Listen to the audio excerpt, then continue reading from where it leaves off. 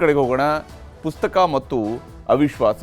ಒಂದು ಪುಸ್ತಕ ತಂದರು, ಪುಸ್ತಕದ ವಿಚಾರವನ್ನು ತಂದರು ಮೊದಲಿಗೆ, ಅದಾದ ನಂತರ ಪುಸ್ತಕ ತಂದರು, ಈಗ ಅದು ಅವಿಶ್ವಾಸದವರೆಗೂ ಕೂಡ ಬಂದು ನಿಂತಿದೆ. ಹಾಗಾದರೆ ಯಾವ ಕಾರಣಕ್ಕಾಗಿ ಅವಿಶ್ವಾಸ ಅನ್ನೋದನ್ನು ಮೊದಲಿಗೆ ತೋರಿಸಿ. ಓಂ ಬಿರ್ಲಾ ಅವರ ವಿರುದ್ಧ ಅವಿಶ್ವಾಸವನ್ನು ಹೊಂದಿದ್ದಾರೆ ಪ್ರತಿಪಕ್ಷದವರು. ಆ ಕಾರಣಕ್ಕೆ ಅವಿಶ್ವಾಸ ನಿರ್ಣಯದ ನೋಟಿಸನ್ನು ಕೊಟ್ಟಿದ್ದಾರೆ. ರಾಹುಲ್ ಗಾಂಧಿ ಭಾಷಣಕ್ಕೆ ಅವಕಾಶ ನೀಡದ ಸ್ಪೀಕರ್ ವಿರುದ್ಧ ಸಮರವನ್ನು ಸಾರೋದಕ್ಕೆ ಮುಂದಾಗಿದ್ದಾರೆ. ರಾಹುಲ್ ಗಾಂಧಿ ಅವರ ಭಾಷಣಕ್ಕೆ ಅವಕಾಶ ಕೊಟ್ಟಿಲ್ಲ ಅನ್ನುವಂಥದ್ದು ಇಲ್ಲಿರುವ ಬಹಳ ಮುಖ್ಯವಾಗಿರುವ ಆಕ್ಷೇಪ. ಓಂ ಬಿರ್ಲಾ ವಿರುದ್ಧದ ಅವಿಶ್ವಾಸ ನಿರ್ಣಯದ ನೋಟಿಸನ್ನು ಈಗಾಗಲೇ ಸೆಕ್ರೆಟರಿ ಜನರಲ್ ಅವರಿಗೆ ಕೊಟ್ಟಿದ್ದಾರೆ. ಲೋಕಸಭೆಯ ಸೆಕ್ರೆಟರಿ ಜನರಲ್ ಅವರಿಗೆ ಕೊಟ್ಟಿದ್ದಾರೆ. 118 ಜನ ಪ್ರತಿಪಕ್ಷ ಸಂಸದರ ಸಹಿ. ಆ ಮೂಲಕವಾಗಿ ಲೋಕಸಭೆ ಸೆಕ್ರೆಟರಿ ಜನರಲ್ಗೆ ಈಗಾಗಲೇ ನೋಟಿಸನ್ನು ಸಲ್ಲಿಕೆ ಆಗಿದೆ. ಇದರಲ್ಲಿ ಬಹಳ ಮುಖ್ಯವಾಗಿ ಪ್ರಸ್ತಾಪ ಮಾಡಿರುವಂಥದ್ದು ಒಂದನೇದು, ಕಾಂಗ್ರೆಸ್ ಸದಸ್ಯರನ್ನು ಅಮಾನತು ಮಾಡಲಾಗಿದೆ. ಸದನದ ಬಾವಿಯಲ್ಲಿ ಇಳಿದು ಪೇಪರ್ಗಳನ್ನು ಹರಿದು ಬಿಸಾಕದ ಕಾರಣಕ್ಕೆ ಅಮಾನತನ್ನು ಮಾಡಿದರು.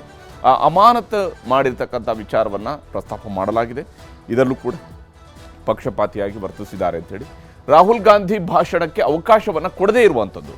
ಪ್ರತಿಪಕ್ಷ ನಾಯಕ ರಾಷ್ಟ್ರಪತಿಯವರ ಭಾಷಣದ ಮೇಲಿನ ಚರ್ಚೆ ಸಂದರ್ಭದಲ್ಲಿ ಯಾವುದೇ ವಿಚಾರಗಳನ್ನು ಪ್ರಸ್ತಾಪ ಮಾಡಬಹುದು ಅನ್ನುವಂಥದ್ದು ನಿಯಮಗಳಲ್ಲಿರುವಂಥ ಅವಕಾಶ. ಆದರೆ ಅಲ್ಲಿ ರಾಹುಲ್ ಗಾಂಧಿಯವರಿಗೆ ಚರ್ಚೆಗೆ ಅವಕಾಶ ಕೊಡಲಿಲ್ಲ ಅನ್ನುವಂಥದ್ದು. ಇನ್ನು ಕಾಂಗ್ರೆಸ್ ಸಂಸದೆಯರ ಬಗ್ಗೆ ಆಧಾರರಹಿತ ಆರೋಪವನ್ನು ಮಾಡಲಾಗಿದೆ. ಕಾಂಗ್ರೆಸ್ ಸಂಸದೆಯರು ಬಂದು ಸದನದ ಒಳಗಡೆ ಪ್ರಧಾನಿ ಮೋದಿಯವರ ಮೇಲೆ ಏನಾದರೂ ಅಚಾತುರ್ಯವನ್ನು ಎಸಗಬಹುದು ಅನ್ನುವಂಥ ನಿಟ್ಟಿನಲ್ಲಿ ಹೇಳಿದ್ದಾರೆ. ಆ ಕಾರಣಕ್ಕಾಗಿ ಅದು ಆಧಾರರಹಿತ ಆರೋಪ ಅಂತ ಹೇಳಿ ಪ್ರಧಾನಿ ಮೋದಿ ಅಣತಿಯಂತೆ ಕೆಲಸ ಅನ್ನುವಂಥ ಆರೋಪವನ್ನು ಕೂಡ ಓಂ ಬಿರ್ಲಾ ಅವರ ವಿರುದ್ಧ ಮಾಡಲಾಗಿದೆ. ನೀವು ಪ್ರಧಾನಮಂತ್ರಿಯವರ ಅಣತಿಯಂತೆ ಕೆಲಸ ಮಾಡ್ತಾ ಇದ್ದೀರಿ. ಕಲಾಪದ ನಿಯಮಗಳನ್ನು ಗಾಳಿಗೆ ತೂರಿದ ಆರೋಪವನ್ನು ಕೂಡ ಓಂ ಬಿರ್ಲಾ ಅವರ ವಿರುದ್ಧ ಪ್ರತಿಪಕ್ಷದವರು ಮಾಡಿದ್ದಾರೆ. ನೋಟಿಸ್ ಪರಿಶೀಲಿಸಿ ಕಾನೂನು ಪ್ರಕಾರ ಕ್ರಮಕ್ಕೆ ಸೆಕ್ರೆಟರಿ ಜನರಲ್ಗೆ ಸ್ಪೀಕರ್ ಅವರು ಸೂಚನೆಯನ್ನು ಕೊಟ್ಟಿದ್ದಾರೆ. ಆ ನೋಟಿಸ್ ಕರೆಕ್ಟ್ ಆಗಿದ್ದರೆ ಅದನ್ನು ಸದನದೊಳಗಡೆ ಪ್ರಸ್ತಾಪ ಮಾಡೋದಕ್ಕೆ ಅವಕಾಶ ಇದ್ದೇ ಇರುತ್ತೆ. ಆದರೆ 14 ದಿವಸಗಳನ್ನು ತೆಗೆದುಕೊಳ್ಳುತ್ತೆ. ಅದೇನು ಇವತ್ತು ನೋಟಿಸ್ ಕೊಟ್ಟ ತಕ್ಷಣ ನಾಳೆಗೆ ಬರೋದಿಲ್ಲ. ಯಾಕೆಂದರೆ ಇದು ಬಹಳ ಕ್ಲಿಯರ್ ಆಗಿರುವಂಥದ್ದು. ಈ ಸ್ಪೀಕರ್ ನೋಟಿಸ್ಗೆ ಸಂಬಂಧಪಟ್ಟಂತೆ ಕಂಡೀಷನ್ಸ್ ವೆರಿ ಕ್ಲಿಯರ್ ಇದೆ. 14 ದಿವಸದ ನಂತರ ಅದು ಲೋಕಸಭೆಯಲ್ಲಿ ಪ್ರಸ್ತಾಪ ಆಗುತ್ತೆ. ಲೋಕಸಭೆಯಲ್ಲಿ ಪ್ರಸ್ತಾಪ ಆಗುವ ಆ ದಿವಸ ಮಾತ್ರ ಸ್ಪೀಕರ್ ಅವರು ಆ ಚೇರಲ್ಲಿ ಕೂತ್ಕೊಳ್ಳುವ ಹಾಗೆ ಇಲ್ಲ ನಿಯಮದ ಪ್ರಕಾರವಾಗಿ. ಆದರೆ ಇಲ್ಲಿ ನೋಟಿಸ್ ವಿಚಾರ ಇತ್ಯರ್ಥವಾಗುವವರೆಗೂ ಕೂಡ ಕಲಾಪಕ್ಕೆ ಬರುವುದಿಲ್ಲ ಅಂಥೇಳಿ ಓಂ ಬಿರ್ಲಾ ಅವರು ಸಂದೇಶವನ್ನು ಕೊಟ್ಟಿದ್ದಾರೆ. ವಾಸ್ತವವಾಗಿ ಹಾಗೇನಿಲ್ಲ, ಅವರು ಕಲಾಪವನ್ನು ನಡೆಸ್ತಾ ಹೋಗ್ಬೋದು. ಆ ನಿರ್ದಿಷ್ಟ ವಿಚಾರಗಳು ಬಂದಾಗ ಮಾತ್ರ ಅವರು ಕಲಾಪವನ್ನು ನಡೆಸೋದಿಲ್ಲ. ಇಂದಿನ ಇಡೀ ದಿನದ ಕಲಾಪಕ್ಕೆ ಗೈರುಹಾಜರಾಗಿದ್ದರು ಸ್ಪೀಕರ್ ಓಂ ಬಿರ್ಲಾ ಅವರು. ಹೀಗೆ ಓಂ ಬಿರ್ಲಾ ಅವರ ವಿರುದ್ಧ ಅವಿಶ್ವಾಸವನ್ನು ವ್ಯಕ್ತಪಡಿಸಿದ್ದಾರೆ. ಇದರ ನಡುವೆ ನರವಾಣೆ ವಿರುದ್ಧ FIR ದಾಖಲಾಗಿದೆ. MM ನರವಾಣೆ ಆತ್ಮಚರಿತ್ರೆ 4 ಸ್ಟಾರ್ಸ್ ಆಫ್ ಡೆಸ್ಟಿನಿ ವಿರುದ್ಧ FIR ಅನ್ನು ದಾಖಲಿಸಲಾಗಿದೆ. ಅನಧಿಕೃತವಾದಂತಹ ಹಂಚಿಕೆ ಅನ್ನುವಂತಹ ದೂರಿನ ಅಡಿಯಲ್ಲಿ ದೆಹಲಿ ಪೊಲೀಸರು FIR ಅನ್ನು ದಾಖಲಿಸಿದ್ದಾರೆ. ಮತ್ತು ವಿಶೇಷವಾಗಿ ಪುಸ್ತಕ ಬಹಿರಂಗವಾದ ಬಗ್ಗೆ ದೆಹಲಿ ಪೊಲೀಸ್ ಟೀಮ್ನ ವಿಶೇಷ ಪಡೆ ತನಿಖೆಯನ್ನು ನಡೆಸ್ತಾ ಇದೆ. ಹೇಗೆ ಇದು ಬಹಿರಂಗ ಆಯಿತು, ಈ ಪುಸ್ತಕ ಹೇಗೆ ಇದು ಬಿಡುಗಡೆ ಆಯಿತು, ಕೇಂದ್ರ ಸರ್ಕಾರದ ಅನುಮತಿ ಇಲ್ಲದೇನೆ, ರಕ್ಷಣಾ ಇಲಾಖೆ ಅನುಮತಿ ಇಲ್ಲದೇನೆ ಹೇಗೆ ಇದನ್ನು ಬಹಿರಂಗಪಡಿಸಲಾಗಿದೆ ಅಂತೇಳಿ. ಯಾಕೆಂದರೆ ಇದರಲ್ಲಿರುವ ಹಕ್ಕುದಾರಿಕೆ, ಭದ್ರತಾ ಲೋಪ ಆಗಿರುವ ಧಕ್ಕೆಗಳ ಬಗ್ಗೆ ಪೊಲೀಸರು ತನಿಖೆಯನ್ನು ನಡೆಸ್ತಾ ಇದ್ದಾರೆ. ಅದಕ್ಕೆ ಸಂಬಂಧಪಟ್ಟಂತೆ ಈಗಾಗಲೇ FIR ದಾಖಲಿಸಿಕೊಂಡಿದ್ದಾರೆ MM ನರವಾಣೆಯವರ ಪುಸ್ತಕದ ವಿಚಾರದಲ್ಲಿ. ನರವಾಣೆ ಪುಸ್ತಕದ ಮೇಲಿನ FIR ಬಗ್ಗೆ ರಾಹುಲ್ ಗಾಂಧಿಯವರ ಆಕ್ಷೇಪವನ್ನು ಎತ್ತಿದ್ದಾರೆ. ಯಾಕಂದರೆ ರಾಹುಲ್ ಗಾಂಧಿಯವರು ನರವಾಣೆಯವರ ಪುಸ್ತಕವನ್ನೇ ಕೇಂದ್ರ ಸರ್ಕಾರದ ವಿರುದ್ಧ ಪ್ರಬಲ ಅಸ್ತ್ರವಾಗಿ ಮಾಡಿಕೊಂಡಿದ್ದಾರೆ. ಹೀಗಾಗಿ ರಾಹುಲ್ ಆರೋಪದ ಬೆನ್ನಲ್ಲೇ ಎಕ್ಸ್ನಲ್ಲಿ MM ನರವಾಣೆಯವರು ಕೂಡ ಒಂದು ಪೋಸ್ಟನ್ನು ಹಾಕಿದ್ದಾರೆ. ಅದರಲ್ಲಿ ಅವರು ಪ್ರಕಾಶಕ ಸಂಸ್ಥೆ ಆಗಿರತಕ್ಕಂಥ ಪೆಂಗ್ವಿನ್ ಪೋಸ್ಟನ್ನೇ ರೀಪೋಸ್ಟ್ ಮಾಡಿದ್ದಾರೆ ನರವಾಣೆಯವರು. ಈಗಾಗಲೇ ನರವಾಣೆ ಅವರೇ ಬಿಲೀವ್ ಮಾಡಬೇಕಾ ಅಥವಾ ಪ್ರಕಾಶಕ ಸಂಸ್ಥೆಯನ್ನು ನಂಬಬೇಕಾ ಅನ್ನುವಂತಹ ವಿಚಾರವನ್ನು ರಾಹುಲ್ ಗಾಂಧಿಯವರು ಎತ್ತಿದ್ರು. ಆದರೆ ಈಗ ಅವರು ಪ್ರಕಾಶಕ ಸಂಸ್ಥೆಯನ್ನು ಕೂಡ ನಂಬಬೇಕು, ನನ್ನನ್ನು ನಂಬಬೇಕು ಅನ್ನುವಂತಹ ನಿಟ್ಟಿನಲ್ಲಿ ಅದನ್ನು ರೀಪೋಸ್ಟ್ ಮಾಡಿದ್ದಾರೆ. ಹಾಗಾದರೆ ಪೆಂಗ್ವಿನ್ ಅವರು ಮಾಡಿರ್ತಕ್ಕಂಥ ಪೋಸ್ಟ್ನಲ್ಲಿ ಏನಿದೆ? ಯಾಕಂದರೆ ಇದು ಪ್ರಕಾಶಕ ಸಂಸ್ಥೆ.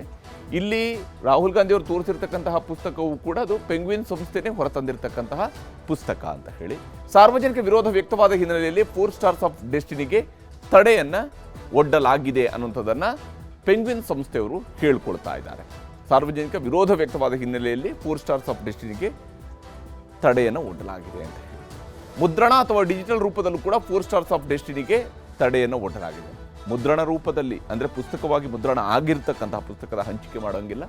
ಡಿಜಿಟಲ್ ರೂಪದಲ್ಲೂ ಕೂಡ ಅದನ್ನು ಹಂಚಿಕೆ ಮಾಡುವ ಹಾಕಿಲ್ಲ ಅಂತ ಹೇಳಿ ತಡೆಯನ್ನು ಒಡ್ಡಲಾಗಿದೆ.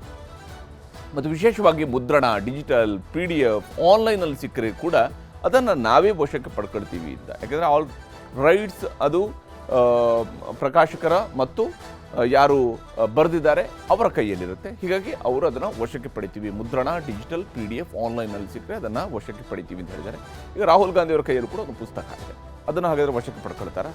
ಪುಸ್ತಕ ಹಾಗೂ ಪುಸ್ತಕದಲ್ಲಿನ ಅಂಶಗಳ ದುರ್ಬಳಕೆ ವಿರುದ್ಧ ಕಾನೂನು ಕ್ರಮ ಅಂತೇಳಿ ಹೇಳಿದ್ದಾರೆ. ಪುಸ್ತಕ ಹಾಗೂ ಪುಸ್ತಕದಲ್ಲಿನ ಅಂಶಗಳ ದುರ್ಬಳಕೆ ವಿರುದ್ಧ ಕಾನೂನು ಕ್ರಮ. ದುರ್ಬಳಕೆ ಅನ್ನುವಂಥದ್ದನ್ನು ಈಗ ಪ್ರಕಾಶಕ ಸಂಸ್ಥೆ ಹೇಗೆ ನಿರ್ದೇಶಿಸುತ್ತೆ ಅನ್ನೋದು ಕೂಡ ಮುಖ್ಯ ಆಗುತ್ತೆ. ಈ ವಿಚಾರಕ್ಕೆ ಸಂಬಂಧಪಟ್ಟಂತೆ ರಾಹುಲ್ ಗಾಂಧಿ ಏನು ಮಾತಾಡಿದ್ದಾರೆ ಅಂತ ನಿಮ್ಗೆ ತೋರಿಸ್ತೀನಿ. It is available on Amazon. General Narawane has tweeted, as I just read to you, that please buy my book. So Narawane ji, who's the army chief, who I believe over Penguin. Do you believe Penguin over Narawane ji? I believe Mr. Narawane. He is the army chief. He has made certain statements in the book. That is inconvenient for the government of India. It's inconvenient for the Prime Minister of India. Obviously, you have to decide whether Penguin is telling the truth or army chief is telling the truth.